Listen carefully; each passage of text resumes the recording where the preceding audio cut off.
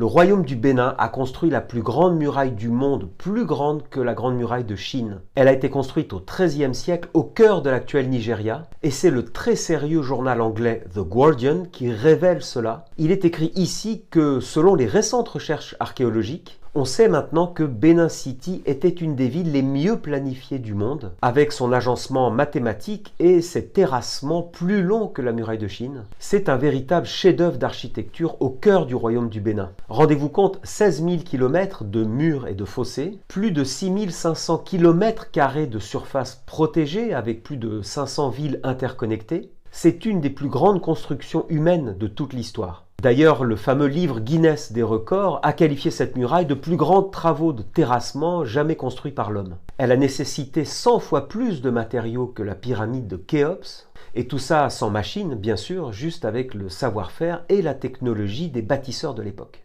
Le plan de la ville de Benin City et ses murailles étaient inspirés de schémas mathématiques fractales, c'est dire l'avancée scientifique de cet empire du Bénin.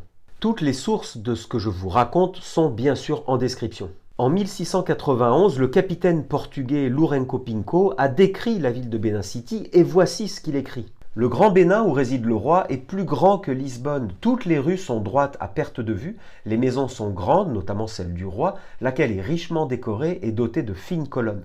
La ville est riche et industrieuse, elle est si bien gouvernée que le vol est inconnu et les gens vivent dans une telle sécurité qu'ils n'ont pas de porte à leur maison. Benin City fut également une des premières villes à posséder un système d'éclairage public. D'énormes lampes à huile en métal, hautes de plusieurs mètres, furent construites et installées dans toute la ville. Alors pourquoi personne ne parle de ce puissant royaume oublié ? Eh bien parce que lors de la colonisation occidentale de l'Afrique, les colons ont tout fait pour effacer l'histoire multimillénaire du continent africain. Cela afin de justifier l'esclavage, la conquête et l'exploitation totale du continent.